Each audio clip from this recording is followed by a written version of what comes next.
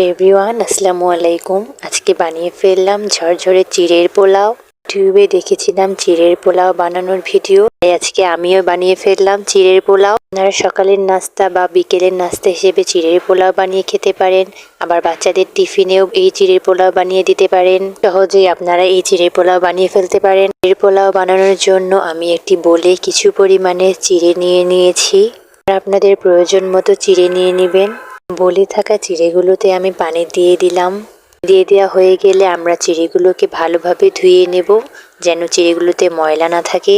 পরিষ্কার পানি দিয়ে কয়েকবার ধুয়ে নিতে হবে, তাহলে চিড়েগুলো পরিষ্কার হয়ে যাবে। ওতে পানি দেওয়া হয়ে গেলে আমরা সুন্দরভাবে পরিষ্কার পানি দিয়ে ধুয়ে নেব। তারপর ভালোভাবে ধুয়ে নেওয়া হয়ে গেলে চিড়েগুলো থেকে ভালোভাবে পানি ছাড়িয়ে নিতে হবে, তাহলে চিড়ের পোলাও অনেক ঝরঝরে হবে। ফ্রাই প্যানে আমরা পরিমাণ মতো তেল দিয়ে দিব। দেয়া হয়ে গেলে আমরা চিড়ের পোলাওয়ের জন্য একটি ডিম ভালোভাবে ভেজে নিব। আর আপনাদের প্রয়োজন মতো ডিম ব্যবহার করতে পারেন। আমি এখানে একটা ডিম ব্যবহার করেছি, আপনারা চাইলে এখানে আরো ডিম সবজি ব্যবহার করতে পারেন। এটি ভালোভাবে ভেজে নিতে হবে।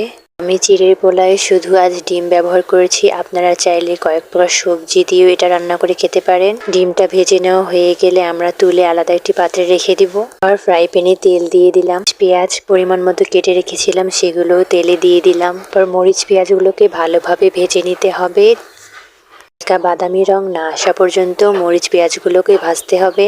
চাইলে এখানে গাজর, কিশমিশ, বাদামও দিয়ে দিতে পারেন। আমি এখানে কিছু তেজপাতা দিয়ে দিলাম। দেওয়া হয়ে গেলে মরিচ পেঁয়াজের সঙ্গে তেজপাতাগুলোকে ভালোভাবে ভেজে নিতে হবে। খাবারের স্বাদ বাড়ানোর জন্য আমরা তেজপাতা ব্যবহার করে থাকি। ভেজে নেওয়া হয়ে গেলে আমরা ধুয়ে রাখা চিড়েগুলো ফ্রাই প্যানে দিয়ে দেব। চিড়েগুলো দিয়ে দেওয়া হয়ে গেলে ভালোভাবে নেড়েচেড়ে নিতে হবে, যেন সবগুলো একসঙ্গে মিলে যায়। এখন ভালোভাবে নাড়াচাড়া করা হয়ে গেলে আমরা এখানে পরিমাণ মতো লবণ দিয়ে দিব। লবণ দেওয়া হয়ে গেলে আমরা পরিমাণ মতো হলুদ দিয়ে দেব ও পরিমাণ মতো চিনি দিয়ে দেব। সবকিছু দেওয়া হয়ে গেলে ভালোভাবে নেড়েচেড়ে দিতে হবে, যেন সবকিছু ভালোভাবে মিশে যায়। কিছুক্ষণ ভালোভাবে নাড়াচাড়া করতে হবে। নাড়াচাড়া করার পর আমরা ভেজে রাখা ডিমগুলো চিড়েতে দিয়ে দেব। দেওয়া হয়ে গেলেই ভালোভাবে নেড়েচেড়ে নিতে হবে, যেন ডিম ভালোভাবে চিড়ের পোলাওয়ের সঙ্গে মিশে যায়। কিছুক্ষণ নাড়াচাড়া করেই নামিয়ে নিতে পারেন এই মজাদার ঝরঝরে চিড়ের পোলাও। ভিডিওটি ভালো লাগলে অবশ্যই লাইক কমেন্ট করে যাবেন। সকলে ভালো থাকবেন, সুস্থ থাকবেন। আল্লাহ হাফেজ।